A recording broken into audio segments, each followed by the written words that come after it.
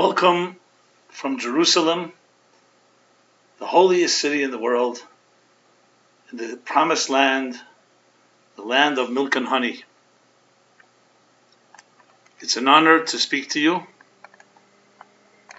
from this special place. It's reflective of the connection that we have. As you may know, that Jews all over the world, wherever they may be, always pray toward the direction of Jerusalem, to the direction of the Har HaBayis, the Holy Temple Mount, which is just minutes away from where I'm sitting. And the reason for that is because we have always seen the universe as being a physical manifestation of a higher spiritual and divine reality. And Jerusalem, Israel in general, and Jerusalem in particular, the Har HaBayis, the Temple Mount, specifically like the vortex, the place where the divine meets earth, where heaven meets earth. So even though this was our homeland, and is our homeland, and this is the place where Jews lived for many years, the first temple, the second temple, so even when we went off in the diaspora and were exiled and displaced all over the world, we always remembered where the central nervous system is. It's an unbelievable lesson in life, that no matter where you go, you always remember where you come from and where you're headed. And above all, what the focus, what the focal point, the hub of all existence and all reality truly is. So sitting here is a great honor in that sense, because despite the fact that people go through their daily lives here, the hustle and bustle, many tourists, shopping centers, grocery stores, but let's not forget that the city, the very ground where I am right now, is saturated with centuries, millennia of history, of spiritual energy, and always remains that center point. You probably know that when the Jews entered into the promised land, the land was divided for each tribe. Jerusalem was not divided. Because it was the central nervous system. Though the body may have different organs and limbs, but the central nervous system equalizes and unites them all. So, as I said, you may not always feel it. In Jerusalem, it's pretty easy to feel, actually. But because of our own callousness, our own pettiness, our own involvements in the minutiae of our daily routines, sometimes we forget. And I want to remind myself and remind all of you, all my listeners, all the people who've been listening to this class for all the years, those that are new to this, that there are moments and there are times and there are places that are sacred, that are a gate to heaven. Shara Shamayim, as Jacob, the patriarch, when he fell asleep, right in this place where there's the Temple Mount, where he had that famous dream of the ladder with the angels going up and down. And he said, Zeh Shara Shamayim, this is the gate to heaven. To remember that the reason why we're here in the first place. We're not here by accident. We were born and sent to this earth. And the fact that we were born means that God said, this world cannot function completely without you. So that's my warm regards from Jerusalem. And with that said, the title for this special class is Love is in the Air, Elul in Jerusalem. This Shabbat will be the beginning of the month of El, the special month of Elul. And I want to focus on that theme, which I've begun discussing now, especially with the word Elul and its meaning and this month. Now Elul, just for let's get the technical part explained, is the 12th of the last of the 12 lunar months. The Jewish calendar, the Hebrew calendar, counts by the moon, and we are now in the last of those 12 months, a month called Elul.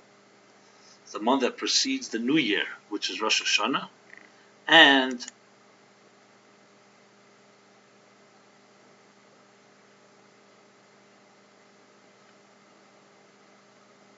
I apologize for that small delay, technical delay. The land that is, I just want to coordinate myself, so please bear with me.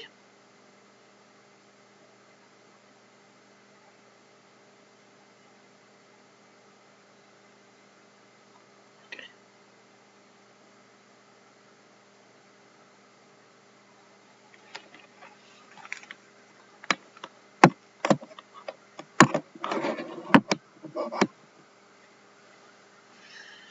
Sorry about that. This is part of the Jerusalem hiccups. Things happen, and you just want to make sure you're all coordinated and straightened out, and trying to align the entire world to this holy place. So the month of Elul, to go back to the month of Elul, is the last of these months, and it's considered both a preparatory month for the new year and an accountability, a chedesh hacheshbon, accounting for the past year. But what is this month of Elul? As we all know, Elul, all Jewish time is like energy, and Elul's energy, as indicated in its name, as well as its sign, Elul is the sign of Virgo, Psula. What does Psula refer to? Love. The idea of the virgin, the love, marriage, and hence the most prominent of all the different acronyms that Elul has many different acronyms, is the fact that it's Ani l'daiti v'daiti li. The Hebrew word of Elul consists of 4 Hebrew letters: Aleph, Lamed, Vav, Lamed. Ani l'daiti v'daiti li, which means I am to my beloved and my beloved to me. Beloved, the Virgo, the virgin, who meets her mate. In this sense, you could say the male virgin, meaning the female virgin, which is symbolic and not in any context necessarily of sexual, especially the way it's understood in our callous world, but rather the purity of a new couple meeting. This is what Elul is about. But what's the context? Why suddenly the month of Elul? Why not in the month of Nisan when the Jews left Egypt? There are other months.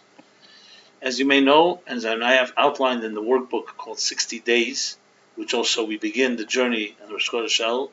Here's a good opportunity, and I'll mention it again at the end of this class, to sign up for the free email that goes out every day for 60 days, a 60-day journey that begins at the beginning of Elul, all the way till the end of Tishrei in the holiday season. It's a workbook of a journey. What is this journey about? The journey of love, dealing with the betrayal, the pain, the loss of a broken love, finding reconciliation and resolution, and ultimately renewal and rebuilding. So Elul is part of a context. And you may have heard this from me many times, and I'll just put it into context. I'll just sum it up again. That, as I said, the calendar is a story of our lives. It's a story, a narrative, a mirror image of our lives. And the Jews leaving Egypt, which is the beginning of the journey, is all of us freeing ourselves to transcendence from all the forms of bondage and slavery that trap us. And primarily the psychological and emotional ones. Any type of fear, inhibition, all is encompassed in the word Mitzrayim, which means Meitzar, strait, constraint, dire straits, getting out of the Mitzrayim. 50 days later, through the journey of refining ourselves, the counting of the Omer, the 49 days, which I've also documented in the book called The Omer Counting, Spiritual Guide to the Counting of the Omer, leading us to the giving of the Torah, the mandate. Now that you've experienced transcendence, now here's a mandate God gives us, the blueprint by which to live a transcendent life. Because it's one thing to have experienced transcendence, another is to maintain it. And then begins the challenge. Next part of the narrative comes what? 39 days later, they build the golden calf. So everything till now was going well. We got out of slavery. We psychologically freed ourselves. Let's think of it of an addict or anybody that's dealt with a difficulty or a fear or an anxiety. You freed yourself. You've even refined yourself to an extent. You've received the mandate and the blueprint which teaches you how to now live your life in the spirit of that transcendence. But then come the temptations, the distractions, and suddenly you're thrown right back into slavery. They build a golden calf, which in our personal lives is our betraying ourselves, betraying our God, betraying each other, betraying our relationship. Because at the end of the day, golden calf is, think of gold, money. The golden calf today is money. It doesn't have to be a physical calf. It doesn't have to be a calf of physical gold. We all have our golden calves. And Moses comes down from the mountain after 40 days and 40 nights, receiving the mandate and the blueprint, sees this betrayal, shatters the tablets, in order to preserve, by the way. He shatters the tablets, as Rashi explains, in order to be able to say, they didn't receive the contract. They agreed verbally, but they didn't receive it, which is the equivalent of signing the contract. He marches back up for another 40 days, which he's not successful, to ask forgiveness, to beseech God to forgive. Let's reconcile. Yes, there was a betrayal, but let's reconcile. Which is, of course, the lesson in love, that we do not give up. We continue trying, even though it didn't work. But then he comes down the second time he finishes another set of 40 days. So here we have 50 days transcendence, 49 days of counting, 50th day of the receiving the mandate, 40 more days the betrayal, the building of the golden calf, and now another 40 days of praying, trying to redeem, trying to gain forgiveness and redemption for the people. Not successful. Comes down and goes back up a third time, Rosh Chodesh Elul, which is like this Shabbat. Some say it was the second day of Rosh Chodesh Elul, which would be like Sunday, and we'll stay there for another 40 days and 40 nights and come down when? Yom Kippur, the holiest day of the year. Why is it the holiest day of the year? Because it's the day where he finally achieved that success. After 80 days of trying, he was able to reconcile and reconnect the two beloved. Ani l'deidi v'deidi li. I am to my beloved and my beloved is to me. A reconnection of the relationship, which psychologically is that after we've experienced transcendence, received the blueprint, betrayed ourselves and God and everyone, then begins the arduous process of healing from that. And this time when you heal, it lasts, because you hit rock bottom. It's not just riding the honeymoon stage. It went through difficulties, a betrayal of the highest order, or of the lowest order, if you wish. And Yom Kippur is 120 days from when they first received the Torah, 40, 40, 40. And 170 days from when they left Egypt, the second day they began the counting. So it's all part of a cycle of transcendence, refinement, preparing ourselves, and then finally receiving the blueprint of how to live our transcendent lives in a material world. Betrayal, the inability to, and the immaturity, the inability to fully embrace it, and on the contrary, falling very far in the temptations and seduction of this world. The golden calf, and then another 80 days of gaining forgiveness, reconciliation. And that last 40 period begins this Shabbat, Rosh Chodesh Elul. And hence the connection to I am to my beloved and my beloved is to me. And it's interesting, the word love is used very often. It's the basic matter of so many novels, books, films, songs, and so on. Sometimes it's overused. Here the month of Elul teaches us what true love is. True love is a relationship. Ani l'deidi v'deidi li. There are two entities. I am to my beloved and my beloved is to me. So many volumes of messages lie just in these four words and their order. But it's the key to understanding what a relationship truly is. And it's fascinating that this is already established in the Hebrew calendar, the month of Elul. Jerusalem, everything becomes amplified. Whatever you experience in New York, in Melbourne, in Los Angeles, in other parts of the world, here, Elul in Jerusalem, you sense a different dimension. Now the people are the people. People will be people. But we're here in an environment, and that's where I'm trying to convey to every one of you and to myself. How do we tap into the energy of Yerushalayim, the unity of Yerushalayim, the love of Jerusalem, especially as Elul begins all over the world, including here, Elul in Jerusalem. Love is in the air. And that is, my friends, is by allowing ourselves to shed our material layers, our material garments, and be able to access our own neshama, our soul. That's what Yerushalayim ultimately means. It's connecting to your inner soul, to the soul of existence. Yerushalayim. And when one does that, as he explains in Tanya, the secret to love is transcendence. The secret to love is the transcendence of spirit over matter. If someone makes their body primary and their soul secondary, there's no way you can love one another. Because bodies are separate. My body is separate than yours. My needs are different than your needs. It's only when we travel into the spiritual realm, which does not occupy time and space, that we're able to transcend our differences and experience true unity. But here the emphasis is on what? You have to initiate. You'll see very often in relationships, people stand on principle. If you did this, then I'll do this. Sometimes it comes down, you have to initiate. Moses didn't wait. He didn't ask permission. When there was a betrayal, what does he do? He marched up on the mountain, went to God and demanded, I want you to forgive them again and again and again. And only in Yom Kippur did he prevail, as we say 3 times after Kol Nidre, the Yom Kippur Friday, the eve of Yom Kippur prayer. What do we say? Salachti kidvarecha.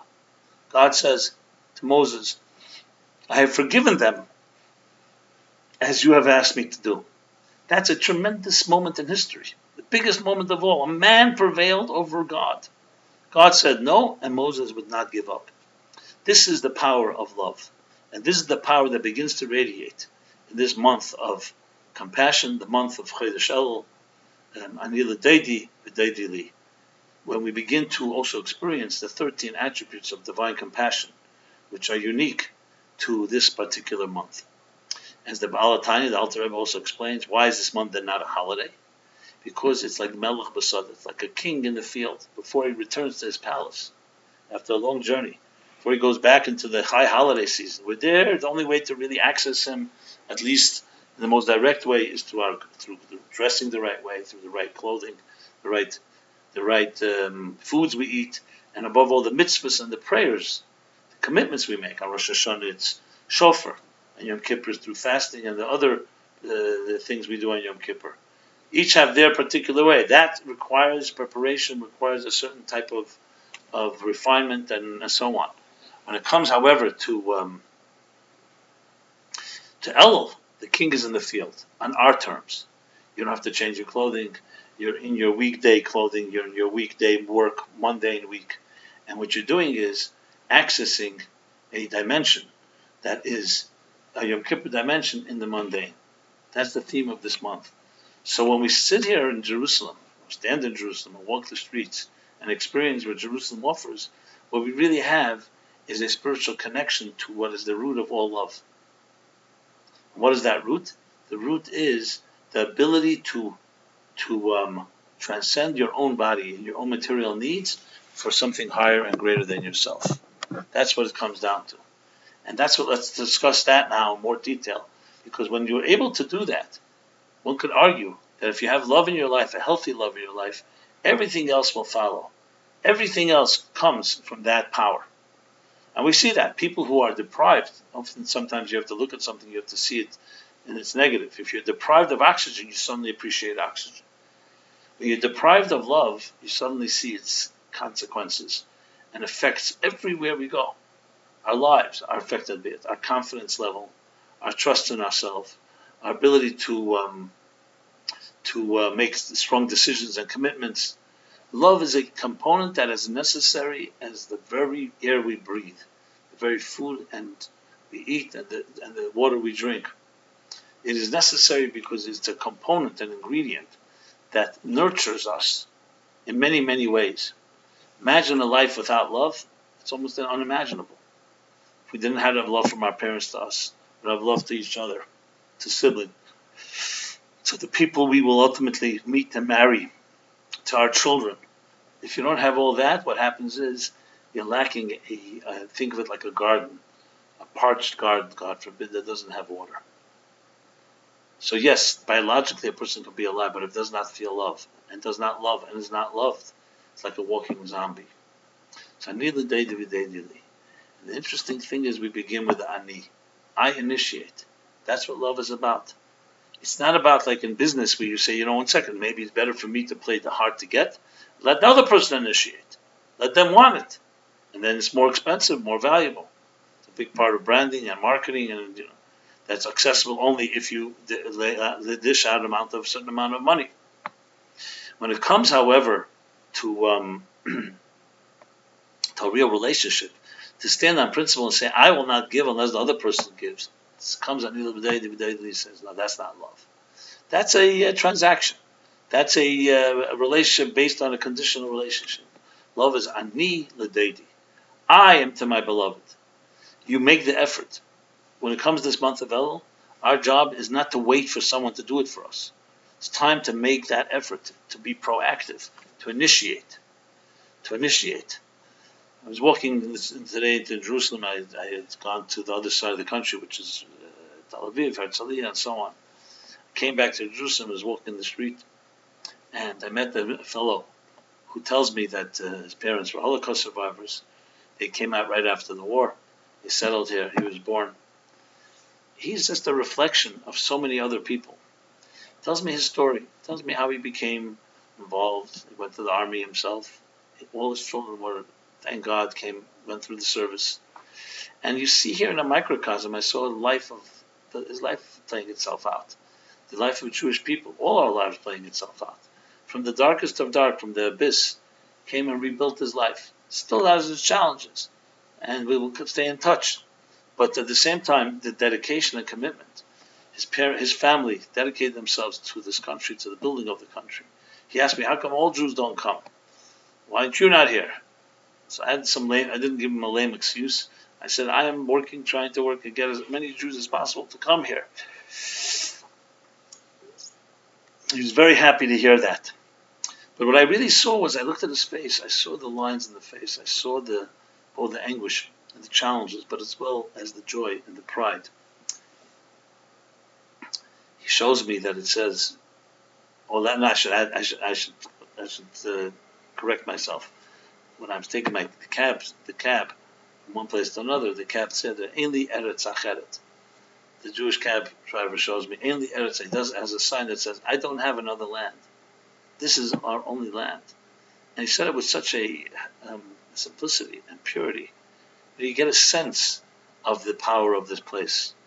And I said to him, we all are brothers and sisters, the Jewish people. We should love each other. It's so tragic to see the divisiveness. We began talking about it. He's a very, very sweet man. And I really found that in a conversation like that, I felt empowered. I felt of his hope. Because he's an example, as I am, of one of the many Jewish people. Yes, there may be some troublemakers. There may be some people who refuse or so consumed with their own way of seeing things.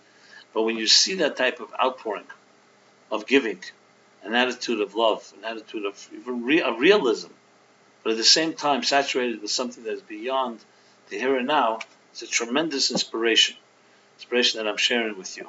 So I'm seeing Anila Daidili as we walk in the streets, as we talk to people, as we go around wherever we are, because it's all about the eyes you look with. And then, of course, you meet unfortunately, it's not as uncommon as we'd like it to be, the bitter person who's yelling and screaming, who's frustrated when you go into a store. It's not exactly going his or her way. And I see the contrast. The truth is, I believe that every human being is loving. It's just that things in life take over, and they can turn someone who's a loving person into a very angry, bitter person. It's a way of just expressing their own inadequacy or inability to control their lives. But that's what this powerful city and country is all about. Not meant to just be a haven. It's meant to reawaken within us that spiritual vortex, that spiritual connection that only the center of the world, the Jerusalem, is able to elicit. So I see the people. There are many types. I can't say I agree with everybody, but there is, if you step back for a moment and you just say to yourself, what family would look better than this? You say to yourself, hey, everybody has their role to play. Everybody has their approach. Some people may know more, some people may know less. But one thing is for sure: show unconditional love, and everybody begins to shine. You have different flowers in a garden. Pour water on it, and every flower will respond. And then, of course, once you do that, you initiate something. Just like the face is reflected in the water, so too one heart is reflected in another. When you initiate, I am to my beloved, you're surprised what you see. The world you ultimately end up seeing is the world that you have committed yourself to and are completely involved in. So we have to learn to be able to rise and transcend that by understanding that you have to take an initiative. And every one of us can do that. You can do that at work. You can do that at home. Time to stop standing on principle. Time to stop saying, I can't do anything. Let someone else do it for me. No, we are charged with this mission to be able to initiate, conversation, an action, and of course to show by example. To show by example. It's so easy to get trapped in the in-house politics, in local politics, even though they say all politics is local. But nevertheless, to get caught up in that and not see that picture. So Elul in Jerusalem, my friends, it's love in the air, yes. The ability to transcend. The ability to transcend. Now, we all have in our life challenges. There are people who have hurt us. There are people who have intentionally, unintentionally, literally hurt us, deprived us of something. People who we carry a lot of anger to, because as much as we try to overcome it, we just have that within us. So what does this month allow us? It opens up a new door. As Rosh Chodesh comes, and we don't have to wait till Shabbos. We already blessed the new month last Shabbos. As the month comes, the doors are opened up. It's time to start a new leaf. Time to be able to go over to someone you haven't spoken to in many years and say, you know something, let's have a little conversation. You'd be surprised how that person may be receptive. You may not get immediate results, but that's how we begin. The more of us that initiate, the more of us that take that little effort, that make that step, the more the V'day Dili comes back to us. Now, V'day Dili can refer to another person, it can also refer to God. Meaning that when you make that step, God blesses you. So let's make that resolution as we enter into the new month of Elul. Forget about the past. There are many grievances and complaints. It's time for the love. You know, what do they say? That when the power of love will dominate over the love of power, this will be a new world. I'm not here to say we can do things immediately on the global scale, but one step at a time. There's a butterfly effect. You know, recently you hear about these trends called pay it forward, where thousands of people are embracing the idea that when someone does something good for them, instead of paying back, they pay it forward. They do a favor to someone. So there were statistics, I believe I discussed this a few months ago, that showed that people who drive by, let's say, restaurants, where you don't even have to go out, start experiencing, I think in one city in Canada or in the United States, over 300 and some people said, pay for the guy that's the car behind me. Which is even more amazing because you don't even know that person is the person who's receiving doesn't even know who's giving, because once you drive away and the attendant says, someone just paid you for your meal, it's amazing. That person then goes on and pays for the next person. So I think they recorded in one place over 300 such incidents in a row. So you see the effect of initiating. Anila Deidi, no strings attached, just share. As I said, you walk outside in the different areas in Jerusalem, beautiful. The amount of Jews, the camaraderie. There's plenty of challenges. We all understand each one has their life. When they go back to their little world, they may be involved in some pettiness or politics and so on. But now is an opportunity to maybe look at it. Remember, all problems begin to be solved by looking at it. If you deny it, or you push it under the carpet, or you don't allow it to be an issue, then you can't heal something. The first step is to look at how we're behaving, to look at our actions, to look at our lives. And that's the first step. And you suddenly see that there's more things you can do. You meet people who have grudges, who are angry and bitter, about parents and grandparents. It's extremely sad. What could you say? People who don't speak to each other, getting caught up, as I said, in the minutiae and the details. There's history. We're here to be able to connect. Love is a gift given to us to be able to transcend ourselves and find something kind. Love is not just to spouse and to people who are biologically our relatives. Love is an attitude to every person that we meet. So to take this a step further, let's talk a little more about the reconciliation and the betrayal. One of the saddest things is that when someone experiences any type of, let's say, loss, something falling apart, end of a marriage, other experiences that we would consider to be traumatic. So what you usually do is you tend to get then trapped in a certain melancholy, certain loneliness. That in itself starts rewiring your neurons. As your neurons are fired, that's how they get wired. And you begin thinking about yourself in a low negative image, and you start writing a script. This person really doesn't respect me. Now it's come out openly. This person doesn't really honor me. There's very few people that I really can trust. What is all that? What is happening? in addition to the initial so-called challenge, you now have your feelings about it. And your feelings are subjective. Your feelings are completely dependent on your experiences. So Chodesh Elul is an unbelievable opportunity to step back and ask yourself this question. Ask yourself this question. If there's been a betrayal, if there's been something broken, is there a possibility for forgiveness? And most people will say no. People are people. He's fallen more than once. I cannot deal with that. But that's getting caught up in the moment again. The whole point of Elul and Elul Day is not to get caught up in the moment, but to recognize, step up, step higher, transcend, and say, you know something? That person has their problems. I am here to find a way to bring love into the world. And this is across the board, allows you to control your life. That something, someone insults you or something happens, you immediately are reacting, your life and your day is destroyed, and everything that comes with that experience. The rare situation, and that's what we have to work on, is to rise to the occasion.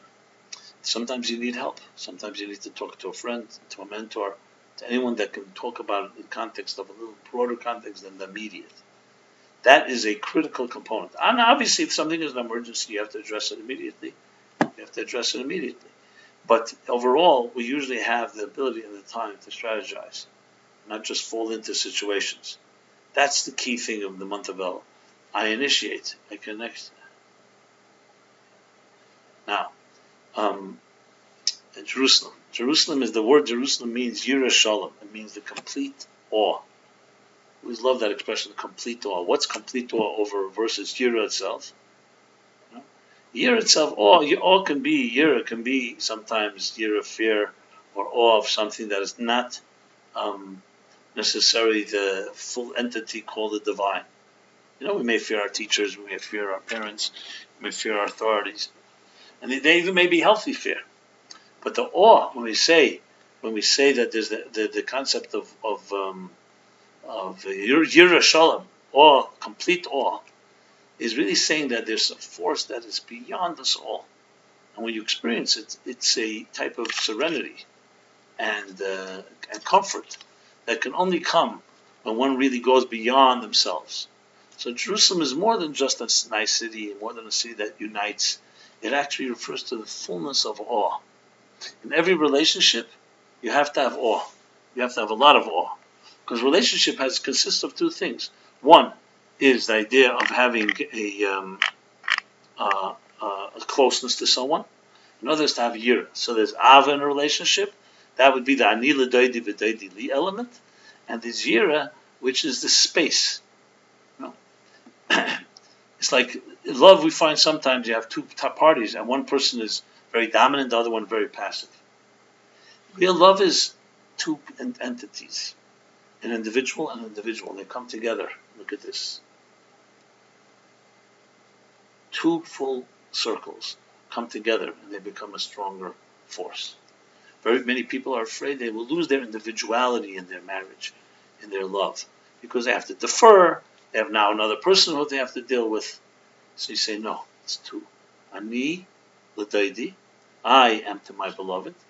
So there's the ani, there's you.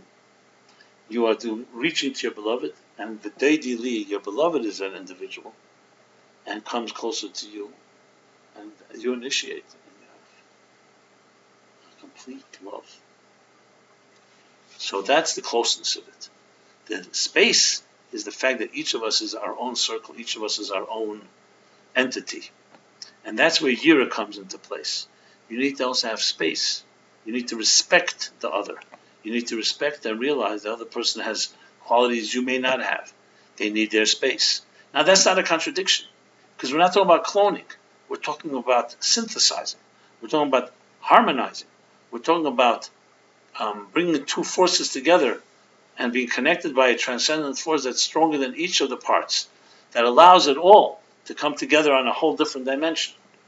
So this is Elul in Jerusalem, love in Jerusalem. Anila Deidi V'Deidi Li, the love in a city of complete awe. Now, can you imagine you have a relationship where not only do you love the other person, you're completely in awe of them. And not only in the first day of the marriage where you get to know them, and even 30, 40, 50 years later. You're completely awe. Not just, you're not talking about here in an ego or arrogant sense of the word, but a complete awe of the person's gifts that God sent them to you, what they are for you in your life. So I want to wish everybody in this month of El, the month of Virgo, the month of Psula, to find that soulmate. This is the month. Because our personal relationships reflect the cosmic relationship of the divine in us, the month of reconciliation, the month of compassion, the month when we prepare for the new year, and we take a stock holding of the previous year, and together are able to devise a new approach to dealing with our own lives, the lives of our children, the lives of all our beloved, and so on. So here we are, my friends, the month of Elul, everywhere you are in the world. I am saying now in Jerusalem, as we are at that's called the threshold of this month. We are not there yet, but as I've discussed in previous classes, the month of Av, that we're concluding now, is actually the seeds for the month of El. Av is what? Is the mazel, the 4 Virgos, the mazel of Leo. Leo the lion, Aryeh in Hebrew, is an acronym, just like El is an acronym, Aryeh is an acronym for Elul, Rosh Hashanah, Yom Kippur, and Hoshana Rabbah. Why? Because the seeds of love are planted in what? In the destruction of the temple. That led to the 15th of Av, which is, there's no greater holidays than the 15th of Av and Yom Kippur, because it's a union that comes after there was a disunion, after there was a break. There's no joy, there's no greater joy and pleasure, no greater serenity than the one that comes after you've seen something betrayed. Never thought possible that they could transcend that and come to a point of beginning anew and experiencing each other in new ways. So, in the final analysis, if I could put it that way, I don't want to like to use the word final analysis, Jerusalem is a city of many paradoxes, especially today before Mashiach comes. On one hand, bustling metropolis. On the other hand, the city is, after all, still holier than the people. I speak for myself, obviously, but I think in everyone's situation, the city maintains its holiness, but we walk on its streets, and that's where it's necessary to join the two together. So my commitment is, as I sit here, is to reconnect to that center of the universe, that gate to heaven, that place where it's meant to remind us as a wake-up call that there is some higher presence, there is a channel, there is a opening, a wormhole, if you wish, in the tight and rigid material world that keeps us so trapped. There is a wormhole, and all we have to do is open it up through our own love. I was on the way here in the airport.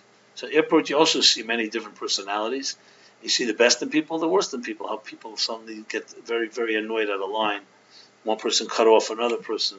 She began to scowl and yell at that other person, and I was standing. I said to her quietly, I said, "It's the big thing. You'll be there in a minute later. You're online." She said, "No, the rudeness." She starts yelling at me as well.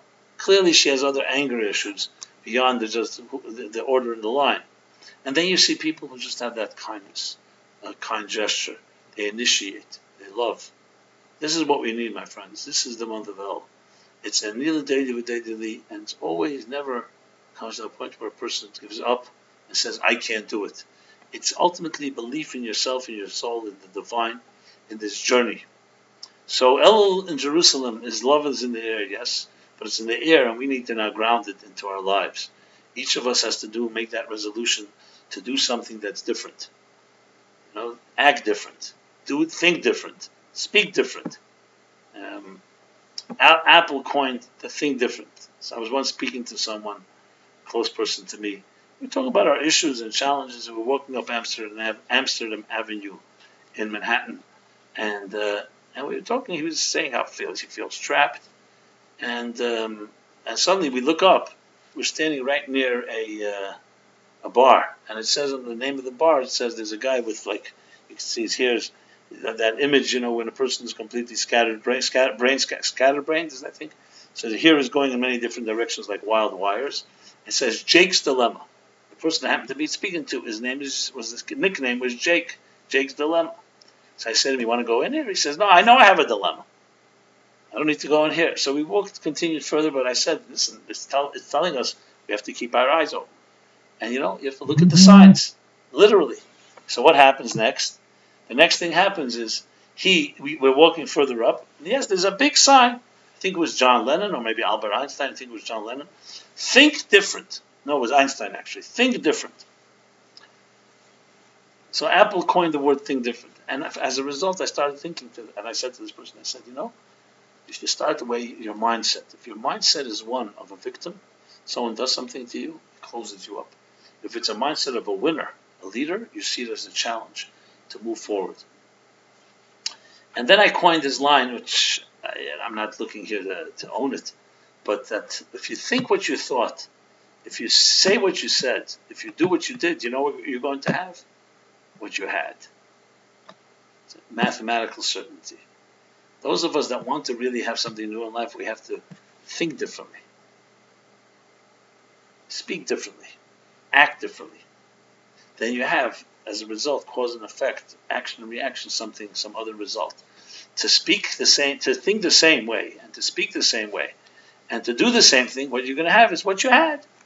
If nothing changes, nothing changes. It's insanity to try to think, I'll do the same things and have different results, as they say. So that's the opportunity we have as we enter the month of Elul, to approach our lives, our challenges in a new way, to recognize that love is there waiting for you to access it in every person around you, in yourself, and the bitterness and anger is a way of crushing that love, not of letting that fire to come out of you. So that's our responsibility.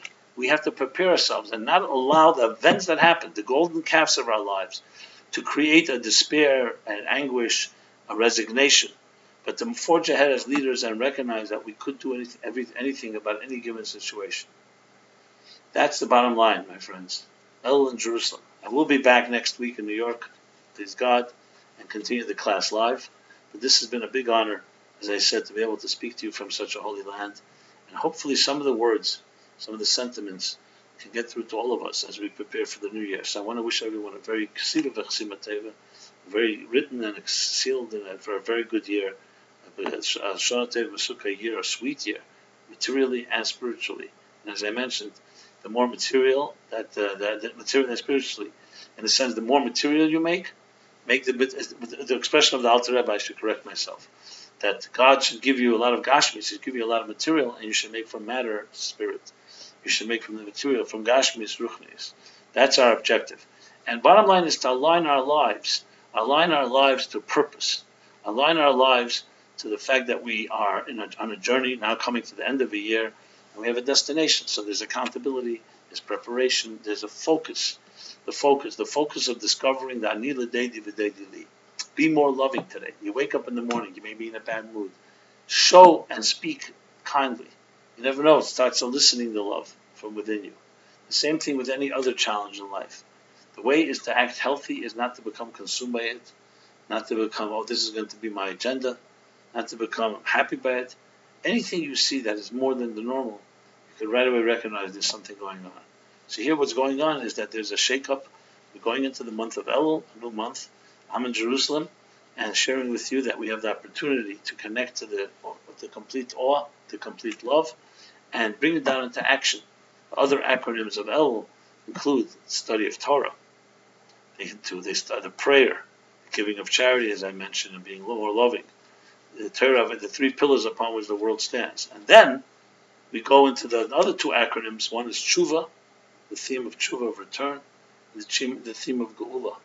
The last two, the Geula, the last of the five acronyms, refers to redemption, Messiah, and so on. We were not yet married to have that last one, at least not until last night.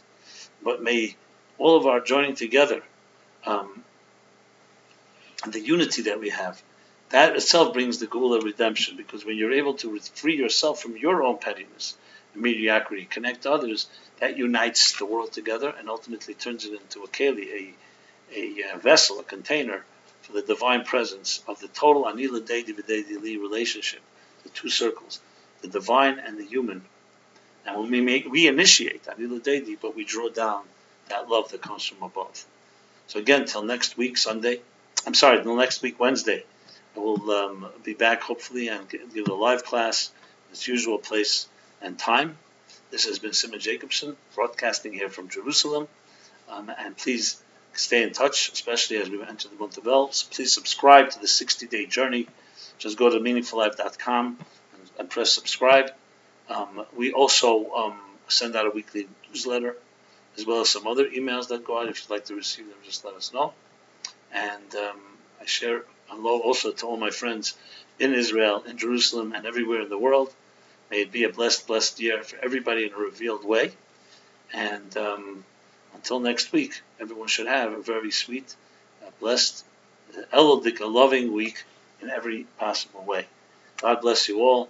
Regards again from Jerusalem, the city of awe and the city of love. Thank you very much.